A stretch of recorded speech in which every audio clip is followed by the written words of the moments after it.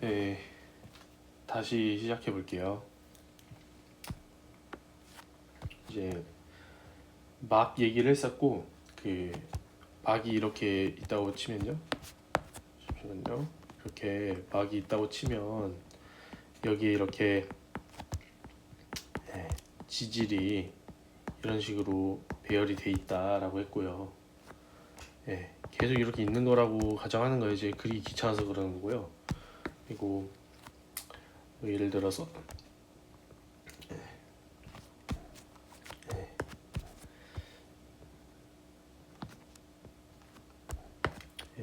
이런 식으로요. 이런 식으로 빨간 뭔가가 박혀 있어요. 요뭐 파란색으로 뭐가 이렇게 박혀 있대요. 이제 뭘 그린 거냐면요. 지금부터 말씀드릴게. 단백질, 막에 박혀 있는 단백질을 말씀을 드리는 거고, 유형은요 이런 유형밖에 없어요. 아예 막을 관통하고 있는 단백질이냐, 그게 1번이죠. 막을 관통하고 있죠.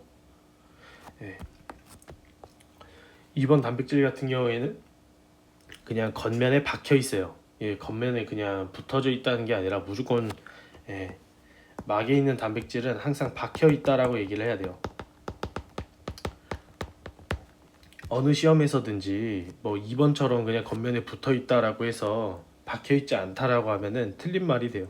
그래서 항상 뭐 1번의 경우든 2번의 경우든 박혀 있다 이렇게 표현이 되어 있어야 돼요. 아시나요? 그래서 크게 말하면 이렇다는 거고요. 뭐 굳이 말하면 이런 애들도 있어요. 뭐 이런 식으로 여기 아예 안쪽에만 박혀 있는 이런 단백질 등 이것도 뭐 3번 유형을 한번 얘기를 해보죠. 이런 식으로 총 세 가지의 막단백질 케이스가 있는 거고, 이거는 모두 다 세포막에 박혀 있다 이렇게 표현을 하는 거예요. 그래서 제가 이런 이제 막단백질의 경우에 분류를 어떻게 하느냐, 표재성이다, 표재성 단백질이다, 또는 내재성 단백질이다.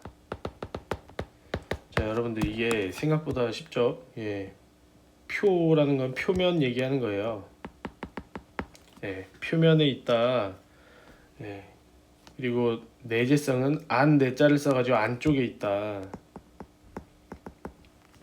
이렇게 이해하시면 되죠. 그럼 여러분들 아까 제가 이렇게 번호를 매겨드렸는데 표재성 단백질은 뭘까요, 여러분? 표면에 박힌 거 하나밖에 없죠? 2번입니다. 내재성 단백질은 뭘까요? 안쪽에 박혀 있는 이런 애들이요. 1번이랑 3번입니다.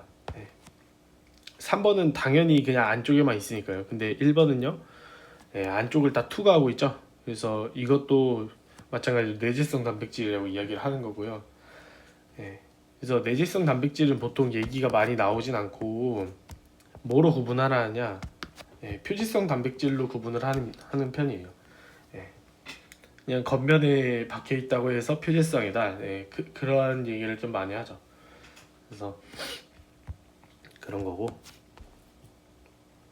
표지성 단백질은 어떻게 돼 있는 걸까요, 여러분? 생각해 보면 세포막이 뭐 이런 식으로 있다며요. 이런 식으로 있고, 이렇게요. 이렇게 있고요. 이제 이런 게 쭈르륵 있는데 뭐 필수성 단백질 뭐 얘가 이런 식으로 붙었어요. 근데 여러분들 이쪽 이 머리 쪽이요. 이쪽 부분이 다 친수성이라며. 그럼 뭘까요? 이 빨간 색깔이 표지성 단백질이 어떻게 얘랑 붙을 수 있었을까요? 당연히 서로 여기 친수성 상호작용을 했겠죠.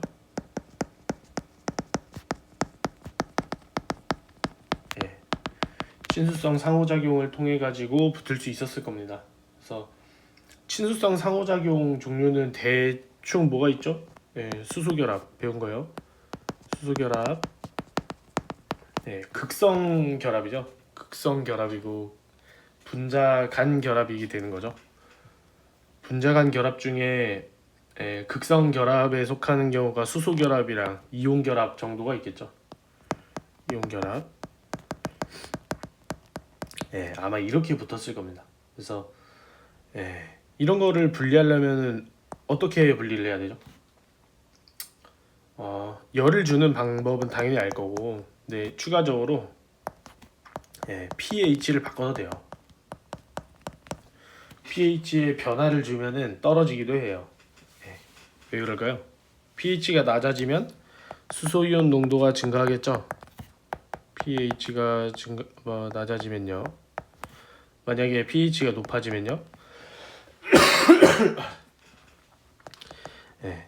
수소이온이 감소하겠죠. 이제 그런 차이에 의해 가지고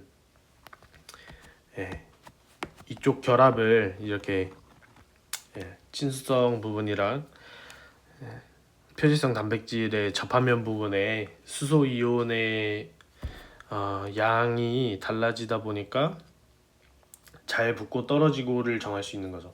그래서 아무튼 뭐 이거는 그렇게 중요한 얘기는 아니고요. 아무튼 뭐 열을 주거나 pH를 바꾸게 되면은 이 표질성 단백질은 충분히 떨어질 수 있겠구나라고 생각하시면 돼요. 네, 그게 핵심이에요.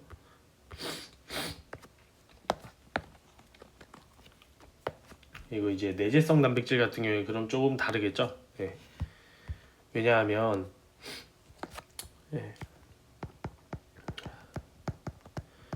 이런 식으로 있다 치면요. 여기요, 이 다리 부분이요, 이 다리 부분 다들 이 다리 부분이요, 얘가 소수성이잖아요. 근데 이런 식으로 소수성 부분에 딱 박혀 있는 아이가 있고 이렇게 소수성 부분이 이렇게 박혀 있으면서도 이제 바깥으로 이렇게 나온 애들이 있는데 결국에는 누가 잡느냐 하면은 이게 소수성 부분이 둘 다 잡고 있는 거잖아요. 그러니까 얘는 결국에 박혀 있을 수 있는 이유가 소수성 상호작용을 했지 않았겠냐, 단백질과.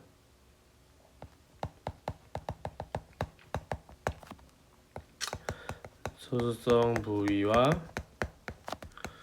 소수성 상호작용을 했겠죠.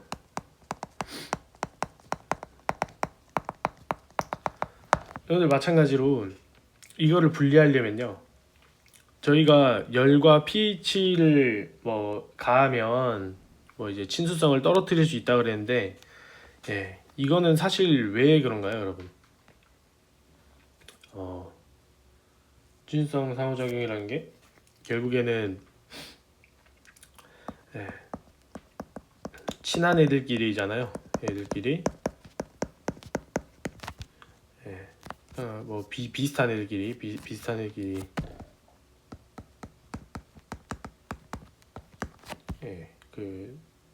같이 논다. 이런 거 얘기했었죠. 그래서 친수성이 잘 녹고요. 지용성, 그러니까 소수성은 소수성이 잘 녹는 거죠. 이거 배웠었죠. 그래서 친수성 상호작용을 하는 것도 결국에는 얘네가 pH에 따라서 영향을 받는다라고 하는 게 결국에는 이온 자체가 예를 들어 수소 이온 자체가 친수라서 결국엔 친수성인 애들이랑 상호작용을 잘하니까 얘네들을 잘 떨어뜨리는 거죠. 둘러쌀 수 있으니까요. 열 주는 거는 얘네가 분자간 결합으로 되어 있기 때문에 굉장히 약한 결합이라서 열로 충분히 잘 떨어진다, 이렇게 생각할 수 있다면 소수성 부위는 이제 소수성 상호작용을 한다는 게 반데르발스 인력 등등 해서 여러 가지 있을 텐데요. 이건 되게 간단하게 소수성이니까 소수성으로 다스리면 떨어지겠죠. 그래서 대표적인 소수성 뭐 물질 처리를 한다 그러면 유기용매예요. 제가 전에 현강 때 뭐 탄소 한 5개 정도 이상이면은 소수성이다 이렇게 생각하라 그랬죠. 유기용매가 다 그런 거예요. 탄소 5개 이상 정도 되는 그런 소수성 물질들의 용매예요. 그래서 유기용매를 처리해주면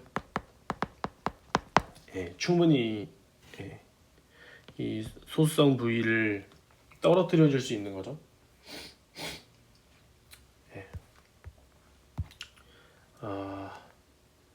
그리고요 이렇게 뭐 1번 단백질처럼 이렇게 아예 관통하는 단백질을 이거는 이름을 따로 붙이면 좋겠죠. 이게 막 관통 단백질 종류예요.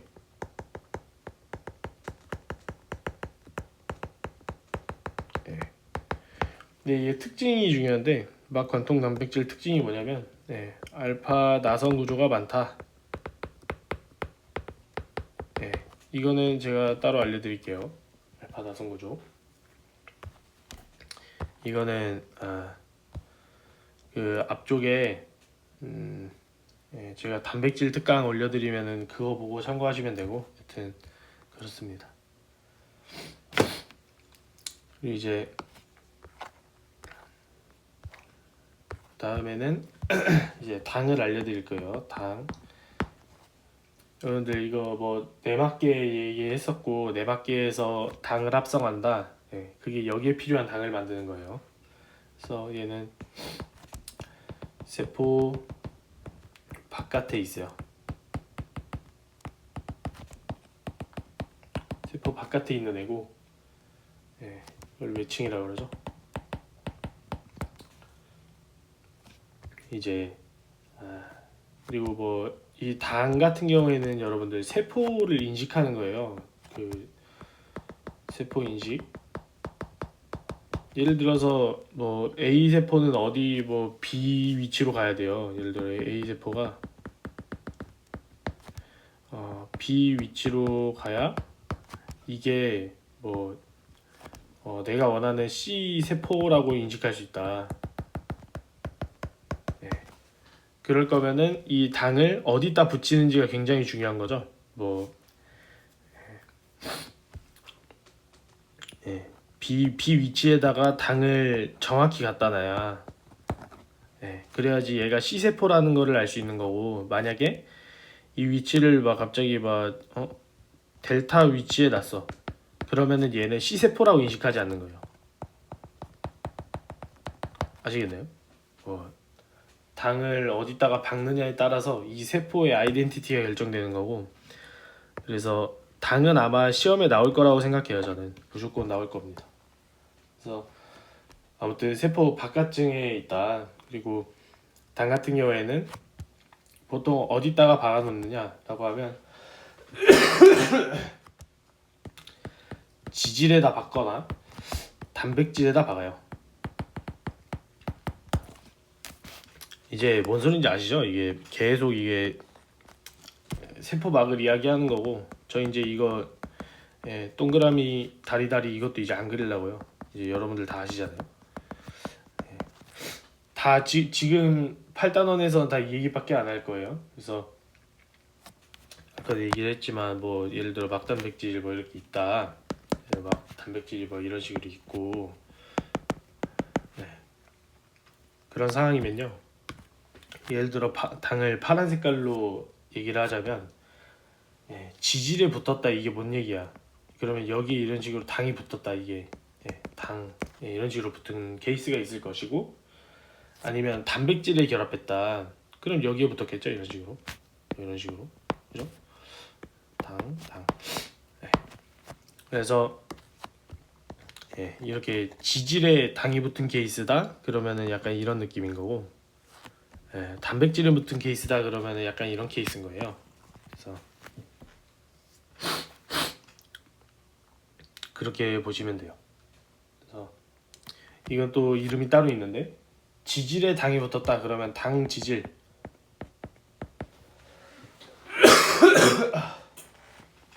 죄송합니다.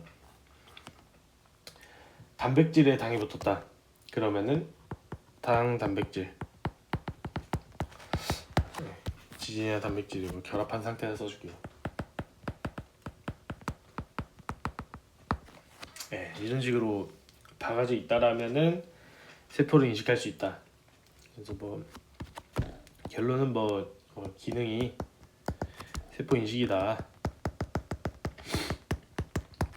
그렇게 하면 끝나는 거죠. 중요해요. 여러분들 세포막 합성이에요. 제가 그 저번에 네막계를 그려드렸는데 네막계요. 좀 자주 써먹을 것 같아요. 이게 네막계 네막계 해가지고 세포막을 합성하기도 하는데요. 자, 어떻게 되느냐면 여러분들 제가 그때 그려드렸던 그림이 그냥 대충만 그릴게요. 이런 식으로 있고 이렇게 있고 이거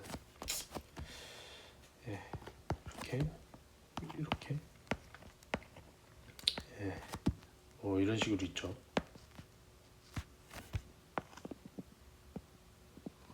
이런 식으로 이게 네막계였고 이게 핵이었고요. 이게 러프 스포츠, 이게 소프트 스포츠였죠. 그다음에 이게 골지체 있고 얘는 이제 소낭이라 그랬죠. 그렇게 해서 뭐 밖으로 나가는 거다 이렇게 얘기를 했어요. 그래서 핵에서 핵에서부터 뭐 이제 여기는 이제 여긴 세포막, 여기 세포막이라 치고요. 그래서 아무튼 뭐 각자 위치에서 이제 대사를 하는 거는 이제 알아서 할 일이고, 결국에는 골지체에 넘어와서 소낭을 만든다 그랬죠. 그랬을 때 이렇게 박혀 있는 이는 단백질. 이게 막단백질이에요. 그리고 이거는 당인 거예요. 여러분들 이제 뭐 이런 기관들을 지나가지고 골지체에서 최종적으로 소낭을 만든다는 것 자체가요. 그러면은 이쪽 부위가요. 사실 우리가 계속 배웠던 그 인지질 이중층이랑 똑같은 거예요. 이거를 살짝 이렇게 벌려보자면요. 얘가 소낭 상태로 둘러싸일 때요. 이런 식으로 둘러싸이는 거예요. 이런 식으로요. 사실상 이렇게 보면은 이렇게 돼 있는 거죠. 이런 식으로 결국에는 얘도 인지질 이중층으로 돼 있는 소낭이에요. 그래서 여기 안에다가 뭐 당 같은 거 이렇게 숨겨 다니고 단백질 여기 있고 뭐 여기다가 당 숨겨 다니고 이렇게 다니다가 여기서 이제 밖으로 빡 이렇게 보내버리면서 이 위치가 이렇게 둘러싸고 있는 이제 막들이 결국은 여기 합쳐지는 거예요. 그래서 세포막이랑 완전히 똑같은 성질을 띠는 거죠. 완전히 똑같은 인지질 이중층이고 그렇게 해서 여기에 융화될 수 있는 거죠. 그래서 소낭이 이렇게 이쪽으로 가면서 합쳐지면서 결국에 소낭을 둘러싸고 있던 그 인지질 이중층이 이런데 막 이렇게 합성이 되는 겁니다. 같이 붙어버리면서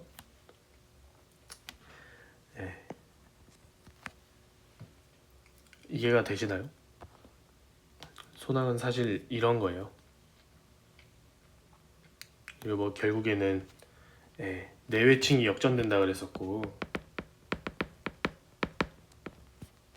역전 이게 뭐예요? 그냥 소낭이 그냥 뭐 툭 째져가지고 뭐 이렇게 벌려지는 거죠.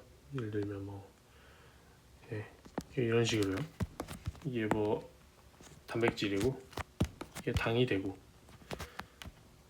그리고 여기는 뭐예요?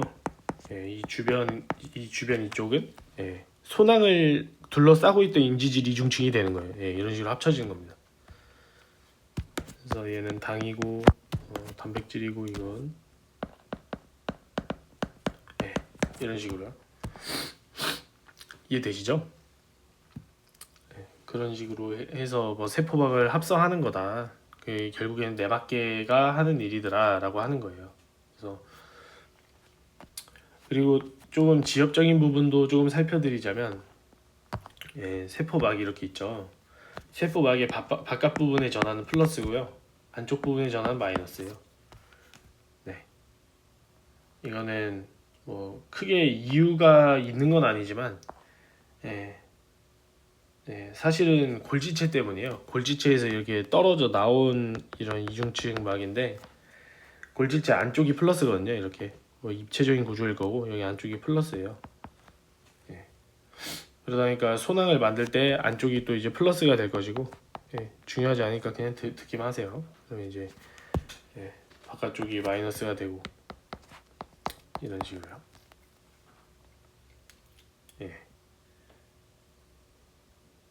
아시겠네요?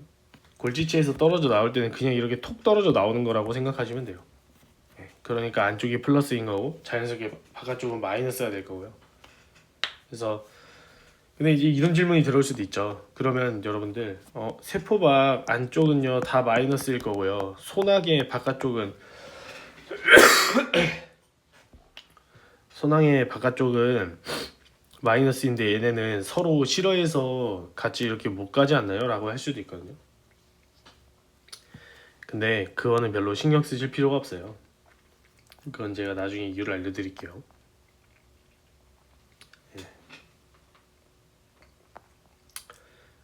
만약에 그냥 이렇게만 생각하세요. 만약에 소낭 바깥쪽이랑 세포막의 안쪽이 전하가 만약 달라서 똑같아 버려요. 그러면은 얘가 이렇게 뒤집어 까면서 나가면요, 얘네는 융화될 수 없는 거죠. 왜냐면은 예를 들면 이런 거니까요. 여기로 이렇게 소낭이 이동을 했다 그러면 이쪽이 플러스가 되고 여기가 마이너스가 되고 여기는 다 마이너스인데 말이 안 되는 거죠. 그렇게 생각하시면 됩니다.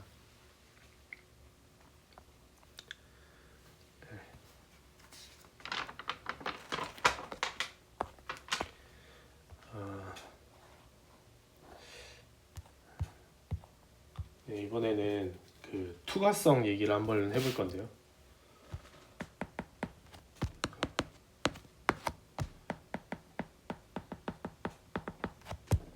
막 투과성이에요. 막 투과성.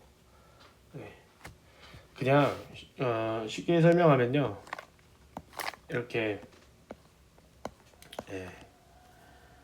이렇게 세포막을 구성하는 종류가 지질이 있고 단백질이 있고 당이 있었는데 지질은 뭐 그냥 유동성을 가지고 뭐 여러 가지 얘기를 다 했었고 당에 대해서 다 얘기를 했어요. 결국엔 세포 인식이다. 이게 무슨 세포인지를 알아야 하니까. 근데 뭐 단백질은 뭐 뭐지 하고서 제가 안 알려드렸죠. 지금 알려드릴 건데 얘는요 그냥 뭐 세포 사멸이라는 되게 어려운 개념도 있고 여러 가지 있지만 여러분들이 가장 중요하게 생각해야 되는 것은 결국엔 물질을 수송하는 거예요. 물질을 수송한다. 그게 무슨 의미냐? 예를 들어서 세포 바깥에서 세포 밖에서 예를 들어서 세포 안으로 어떤 물질을 이동하고 싶어요. 그러면은 이 단백질을 통해서 들어가는 경우 되게 많거든요. 엄청 많거든요. 그런 경우가요. 그래서 뭐 이제 그런 얘기를 하는 겁니다. 세포 밖에서 안으로 뭐 물질을 가져오거나 이런 식으로요. 반대로 세포 안에서 세포 바깥으로 물질을 빼내거나 그런 역할을 하는 게 가장 주요 임무가 되겠어요. 그래서 이 단백질이 물질 수송을 하는 단백질이면요, 그 이름을 뭐라 그러냐, 수송 단백질이에요. 수송 단백질 이렇게 얘기를 하는 거예요. 근데 이제 물질을 이동시킬 건데 모든 물질이 이 단백질을 타고 이동을 해야 하냐? 그건 아니에요. 그러니까 예를 들어서 뭐 이게 뭐 있는 거 아시죠? 이제 친수성이고 소수성이고 뭐 아시겠죠 이제. 그러면 뭐 이거 이 사이에 뭐 이렇게 어떤 단백질이 있는데 만약 이게 물질 수송에 관여하는 단백질이에요. 그럼 얘는 수송 단백질을 하겠죠 우리가. 수송 단백질. 수송 단백질을 할 거고. 근데 모든 물질이 왔다리 갔다리 할 때 왔다리 갔다리 할 때 항상 수송 단백질을 이용하는 건 아니고 어떤 물질이 이런 수송 단백질을 타고 이동해야 하냐? 친수성인 애들만요. 이유 그런 거 필요 없어요. 그냥 친수성이다. 친수성인 애들은요 무조건 수송 단백질을 타고 이동해야 된다 이렇게 생각하시면은 엄청 편할 겁니다. 그러면은 얘도 결국엔 수송 단백질도 친수성 애들만 특이적으로 이동을 시키는 거죠. 이제 얘도 특이성이 높다 이렇게 얘기하는 거예요. 생각보다 특이성이 있다 이렇게만 하면 되겠네요. 그러면은 친수성은 수송 단백질을 타고 이동한다고 하는데 그럼 소수성은 뭐 수송 단백질을 타고 이동하는 게 아닌가요? 네, 그렇지 않아요. 그냥 똑같이 뭐 친수성은 이렇게 막단백질을 타고 이동을 해야 된다 그러면 소수성인 애들은요 그냥 막 없이 이렇게 이동을 해요. 이 그림을 너무 좁게 그렸네요. 잠깐 빼볼게요.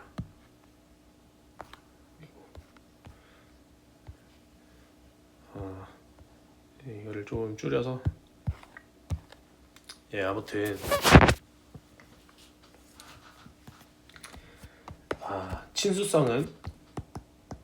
친수성은 이렇게 수송 단백질을 타고 왔다리 갔다리 할 수 있고요. 소수성인 친구들은 그냥 이런 인지질 이중층 막을요 그냥 빡 뚫어버리고 그냥 자연스럽게 이동이 돼요. 이것도 이유 필요 없어요. 뭐 여러분들 생각했을 때 엄청 쉽죠. 뭐 어차피 안쪽에 소수성 있는 거고 그냥 친한 부위가 안쪽에 많으니까 그냥 퍽 하고 지나가면 되는 거 아니냐? 네 맞아요. 그렇게 생각해도 돼요. 똑같아요 그냥. 그래서 이렇게 생각하는 거죠.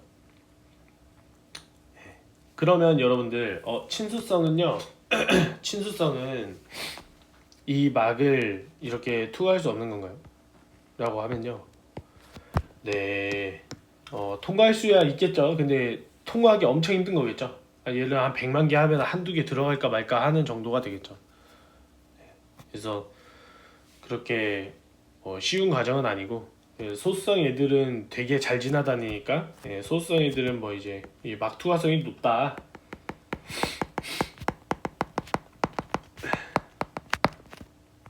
친수성은 막 투과성이 되게 낮은 거죠. 이 수송 단백질을 타고만 이동할 수 있는 거니까요. 거의 투과성이 낮은 거예요. 그래서 친수성은 투과성이 낮기 때문에 수송 단백질을 타고만 이동을 해야 한다 이렇게 생각하시면 되고요. 소수성 물질들은 이동할 때 막 투과성이 굉장히 높기 때문에 그냥 이렇게 투과하는 거야 라고 생각하시면 돼요. 엄청 쉽죠? 이 각각에 대한 이름을 이제 알려드릴 거고요. 이제 제가 이렇게 물질을 왔다리 갔다리 하는 거를 수송 단백질이라고 했죠. 수송 단백질이요. 그리고 이 수송 단백질 이름부터 알려드려야겠네요.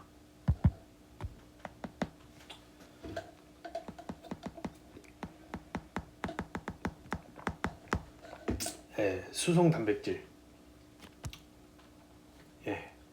이거는요 이제 수송 단백질은요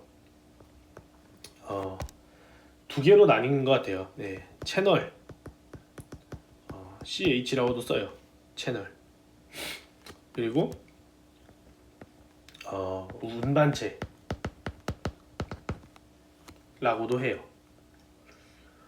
그래서 채널 같은 경우에는요, 구조가 바뀌는, 그러니까 이 수송 단백질 자체의 구조가 변화하지 않는 거야. 구조가 바뀌지 않는 거예요. 그러니까 모양이 안 바뀐다는 소리예요. 구조 변화가 없다는 건. 예. 그래서 구조 변화가 없다. 릭 채널이라는 게 있어요. 릭 채널이라는 게 있고, 릭 채널이 있고, 개폐형이라 썼네요. 개폐형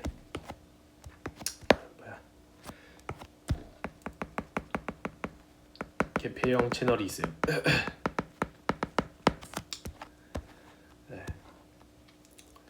릭 채널은 또 이제 누설형 채널이라고도 해요. 이게 뭔 소리예요, 이게? 뚜껑이 없다 이런 거예요. 네, 뚜껑 없어 이렇게요.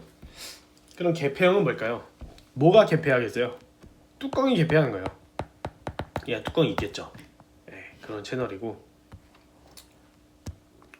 개폐형 채널은 또 두 개로 나뉘는데요. 전압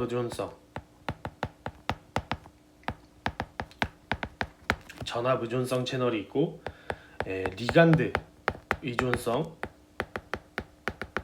채널이 있어요. 전압 의존성은 뭐냐면요, 이론적으로는 전위 변화에 의해서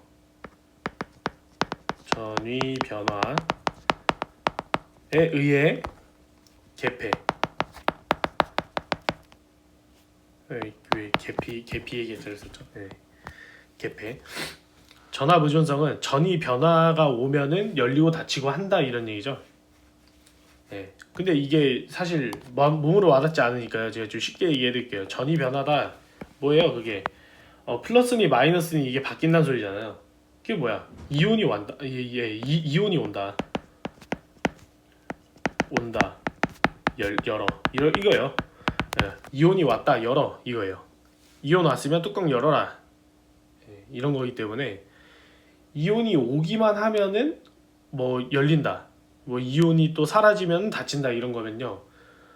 되게 빠른 거죠. 엄청 빠른 거예요. 이거는. 그래서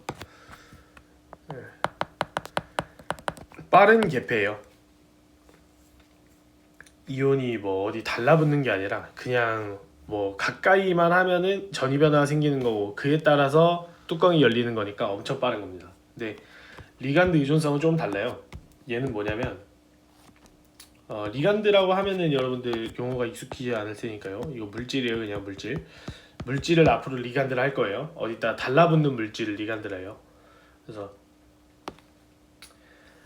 이거는요, 물질이 실제 결합을 해야 돼요. 물질 결합 하면은 개폐한다. 물질이 붙어야 된다라는 얘기죠. 결합이란 소리가요. 이게 뭐예요? 뭐 예를 들어서요, 뭐 이렇게 뭐 수용체 같은 게 있어요. 근데 뭐 이런 물질 리간드라 치면 이 다이아몬드 같은 게요. 그럼 이게 여기에 탁 달라붙어야지 뚜껑 열어줄게 그러고 이제 팍 열리는 거예요.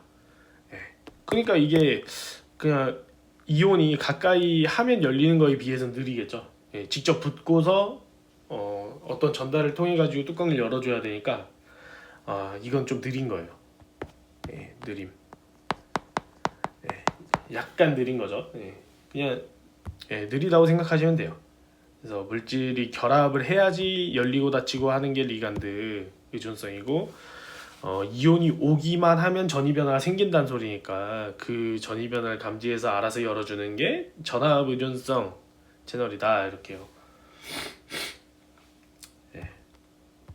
그래서 채널 종류는 뭐 이 정도가 있다. 뭐 릭 채널, 뚜껑이 없어서 지 알아서 왔다 갔다 해라. 이런 릭 채널이 있는 거고요. 개폐형 채널은 뭐 물질이 가까이 하거나, 이온이 가까이 해서 열리거나, 물질이 직접 붙어서 열리거나 하는 그런 종류의 채널이 있다라고 얘기를 한 거고, 예, 이제 채널이라는 것의 수송 방식이 말이죠. 예, 수동 수송이라는 방식을 써요. 예, 이게 뭐 용어가 여러분들 들어는 보셨겠지만 와닿진 않을 텐데, 이게 비슷한 말이 뭐냐면 에너지 안 쓸래요. 예, 에너지 안 쓸래요 이런 얘기예요. 예, 별건 아니에요. 예, 이제 운반체라는 건요 그냥 간단해요. 얘는 뭐 아까 채널 같은 경우에는 구조 변화를 안 한다 그랬죠. 운반체는 구조 변화 하는 애들이에요. 예, 구조 변화가 있어요.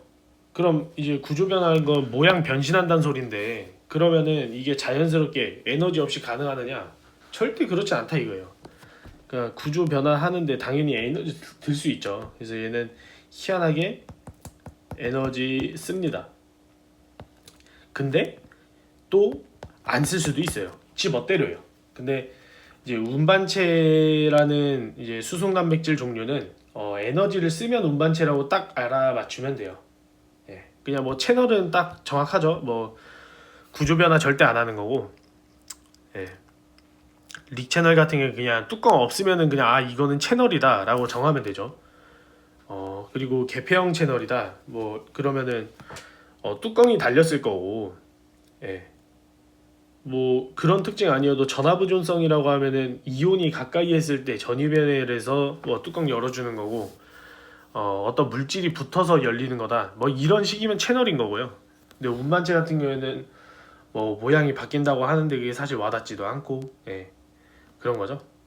뭐 예를 들어 이런 거예요. 그냥 운반체는 좀 납득이 안 될 수도 있으니까요. 예를 들어 막에 이런 식으로 박혀 있어요. 운반체가. 운반체라는 수송 단백질이, 예, 이거예요. 예를 들어. 근데 어떤 물질이 들어왔으면 좋겠어. 그러면은 이렇게 물질이 와요. 예. 물질이 오면요 여기에 뭐 예를 들어 뭐 GTP, ATP 뭐 이런 거 있어요. 뭐 ATP라고 하죠. 뭐 여러분들 잘 아실 테니까. 그러면요 얘네가요, 예, 모양 변화를 한다는 게 그냥 이렇게 뭐 싸서 이렇게 보내주는 거예요. 그냥 이렇게 받아서, 예, 여기서 이렇게 싹 싸주는, 예, 그냥 이런 방식이에요. 예, 에너지를 쓰고 이 과정에서, 예, 무슨 얘기인지 알겠죠? 이거 뭐 V자 됐다가 뭐 역으로 V자 됐다가 뭐 이런 식으로 하면서 그냥 보내주는 거예요. 이게 에너지 쓴다. 그리고 이런 게 구조 변화다. 이런 얘기 하는 거예요. 왔다리 갔다리 하면서요. 그래서 아무튼 운반체는 뭐 이런 느낌이에요. 그러니까 뭐 책에 나와 있는 거 그림 엄청 어렵잖아요. 뭐 납득도 안 되고. 그래서 그냥 이렇게 쉽게 그리셔도 돼요. 그래서 그래서 이거는 뭐 수송 방식이 뭐겠어요? 에너지를 쓰면은 수동 수송 말고 여러분들 아는 게 능동 수송이죠. 네. 에너지 쓴다는 거랑 거의 동급이에요. 거의 비슷한 말이에요. 능동 수송이라는 건 에너지를 썬다 뭐 이런 얘기고, 뭐 에너지를 안 쓸 수도 있다며. 그러니까 능동 수송 아니면 수동 수송도 가능하겠지. 네. 이런 얘기예요. 그리고 이따가 능동 수송, 수동 수송은 이제 뭐 농도 관점에서 조금 이따가 바로 알려드릴 거고. 예. 그리고 이것도 좀 알려드려야겠네요. 이게, 예, 전하부존성 전하부존성에서 뭐 전이는 뭐고 전이 변화는 뭐야? 예, 이렇게 질문하실 수도 있죠. 전이는 뭐예요? 이온 분포예요. 지금 딱 현재 상황에 이온이 얼마나 많아? 뭐 예를 들어 뭐 염소 이온은 몇 개야? 뭐 나트륨 이온은 몇 개야? 뭐 이런 식으로 이온이 뭐 분포하고 있는 척도다. 예, 그걸 수치로 나타내는 게 전이인 거죠. 전기적 위치예요. 예. 전이 변화는 뭐예요? 이온이 이동해서 이온 개수가 좀 차이가 생기는 거죠. 그래서 이온 이동이다. 예, 생물학에서는 그냥 이렇게 이해합시다. 전이라는 건 이온이 분포하는 정도야. 전이 변화는 이온이 이동해서 이온의 조성이 달라지는 거야. 뭐 그 정도요. 그죠? 이제 뭐 수동 수송이랑 뭐 에너지를 쓸 때는 뭐 수동 수송이네, 에너지를 안 쓸 때는 수동 수송이네, 에너지를 쓸 때는 능동 수송이네, 뭐 이렇게 얘기하잖아요. 예, 그거를 알려드릴게요. 뭐 이제 수동 수송은요, 뭐냐면 얘는요, 많은 데에서요 적은 데로 가는 거예요. 예, 많은 데에서 적은 데로 가는 거예요. 예, 여러분들 한번 생각해 봅시다. 이렇게 어떤 뭐 벽이 있어요. 여기는 에버랜드예요. 예, 그리고 여기는 그냥 에버랜드 바깥이에요. 여러분들 이제 개장 시간이 딱 됐어. 뭐 개장 시간 팍 됐어요. 그러면은 바깥에 사람 엄청 많죠. 막 이렇게 막 몰려 있죠. 사람이 이렇게 많아요. 예, 문은 하나예요. 이렇게요. 예, 문은 하나예요. 근데 에버랜드 안에는 사람이 아무도 없어요. 그죠? 예, 여러분들 이 문 딱 열리자마자 어떻게 돼요? 이 사람들 막 이동하죠. 그죠? 뭐 에버랜드에는 뭐 처음에 직원 뭐 한두 명밖에 없었다 치고요. 근데 바깥에는 사람 엄청 많죠. 그러면요. 여러분들 딱 멀리서 봤을 때 이 문 딱 열리면은 바깥에서 에버랜드 안쪽으로 막 이제 사람 엄청 이동하죠. 이게 왜 그래요? 많은 데서 적은 데로 이동하는 거는 너무 당연한 일이고 자발적인 일이에요. 네. 아시겠나요? 그러니까 뭐 많은 데서 적은 데로 이동한다. 뭐 예를 들면 뭐 이런 것도 있을 수 있죠. 예를 들어 여러분들 뭐 소금물이 있어요. 근데 이거를요 뭐 어떤 물에다가 넣어요. 이 소금물이 막 뭐 자연스럽게 막 옆으로 막 이렇게 퍼지죠. 예. 이것도 뭐예요? 많은 데서 적은 데로 넘어가려고 하는 성질 때문에 그래요. 이렇게 말하면 조금 와닿지 않을 수도 있으니까 그냥 에버랜드 논리를 좀 이해를 하시면 될 것 같아요. 많은 데서 적은 데로 이동하는 건 너무 당연한 일이다. 예. 이 직원들은 뭐 반대로 뭐 굳이 사람 밖에 저렇게 많은데 나오고 싶을까요? 못 나갈걸요. 그래서 자연스럽게 사람 많은 데서 적은 데로 들어가는 거예요. 그게 수동수송 개념이고, 그리고 이게 되게 자연스러운 일이라 했죠. 자연스러운 일. 자연스러운 일이에요.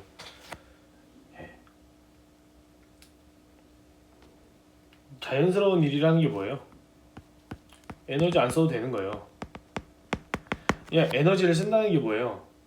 그냥 자연스럽게 이 일이 안 될 것 같으니까 힘을 써야 되죠. 뭐 예를 들어서 여러분들 뭐 어떤 일진이 있어요.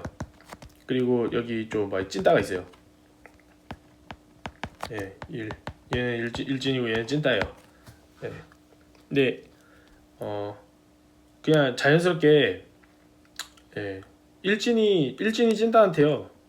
야, 돈 내놔. 그러면은 찐따가 주죠. 자연스러운 일이 이렇게 말해도 되나요? 하여튼 뭐 그냥 들으세요. 이해만 하시면 되니까. 하여튼 뭐 일진이 찐따한테 돈 내놓으라고 그러면 찐따가 주죠. 뭐 자연스러운 일이라고 쳐요. 그러면은 뭐 찐따가 일진한테 야, 돈 내놔 이러는 거 자연스러운 일인가요? 찐따는 그렇게 하지 못하죠. 그래서 부자연스러운 일이고, 그러다가 일진한테 두드러 맞는 겁니다. 찐따가 이렇게 뭐 일진한테 돈 내놔라 그러다가 일진한테 두드러 맞는 거죠. 어떻게 해야 돼요? 뭐 찐따가 일진한테 돈을 뜯으려면 어떻게 해야 돼요? 일진을 두드러 패야 돼요. 그만큼 힘이 드는 거죠. 에너지가 필요한 거예요. 그런 느낌이에요. 비유가 그렇게 좋진 않았던 것 같은데. 여튼. 그래서 아무튼 많은 대로 적은 대로 가는 건 자연스러운 일이니까 에너지가 들지 않는 거예요. 에너지를 쓸 필요가 없는 거고요. 그러면은 얘는요 언제까지 가겠니? 라고 하면요 많은 데서 적은 데로 가는 과정이 이제 뭐 그냥 계속 그렇게 일어나가지고 결국에는 뭐 왼쪽에 있던 거는 0이 되고 뭐 오른쪽에는 뭐 100%가 되고 막 이렇게 될까요? 절대 안 그럴걸요? 절대 안 그럴 거고요. 어떻게 되냐? 예를 들어서 원래 많은 데에 뭐 90개가 있었어. 그리고 적은 데에 한 10개가 있었어. 그리고 이렇게 이동할 거잖아요. 그러면은 얘는 50개, 얘도 50개 되면요. 서로 많은 데, 적은 데가 없죠. 똑같아지죠, 완전히. 그러니까 이런 거를 평형이라 그래요. 예. 많은 데에서 적은 데로 이동을 해야 되는데 50대 50이면 얘네는 서로 누가 많고 적고를 따질 수 없는 동등한 위치에 있고 이런 위치가 되는 걸 평형이라고 해요. 그래서 평형식까지 평형식까지 이동한다라고 해요. 그게 바로 수동수송의 개념이에요. 이거는 당연히 중요하죠. 이게 시험에 안 나오면은 진짜 말이 안 되는 거죠. 무조건 나와요. 그래서 이것도 잘 이해를 해주셨으면 좋겠네요. 이제 능동수송도 뭐 다른 거죠. 능동수송 완전 다른 거고 능동은 얘는요 에너지를 쓰는 거였잖아요. 그러니까 얘는 뭐 누가 뭐 많은 데서 적은 데로 가든 적은 데서 많은 데로 가든 상관이 없어요. 그러니까 뭐 농도 상관이 없어요. 상관없어. 많은 데서 적은 데로도 갈 수 있는 거고요. 뭐 적은 데서 많은 데로도 갈 수 있는 거예요. 왜? 어차피 에너지 쓸 거니까 이렇게 하면은 만약에 적은 데서 많은 데로 갈 거면요. 이 과정에 에너지를 쓸 거거든요. 그러니까 상관이 없어요. 많은 데서 그냥 막 빼내면 돼요. 아시겠죠? 그래서 이것도 뭐 에버랜드 논리로 생각을 해보면요. 여기 있는 직원분들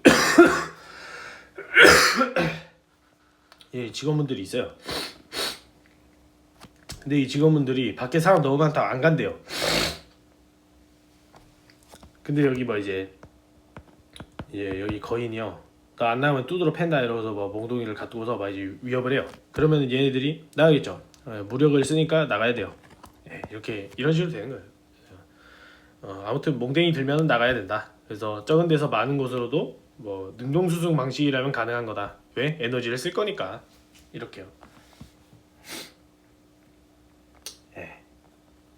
이렇게 되는 거고 이제 뭐 수동수송의 뭐 유형이 또 있는 거고요. 수동수송은 그냥 한 가지 개념이 아니라 뭐 확산이라는 개념부터 해서 뭐 삼투 여러 가지 있어요. 그래서 이제 그런 개념은 조금 이따 끊었다가 다시 할게요.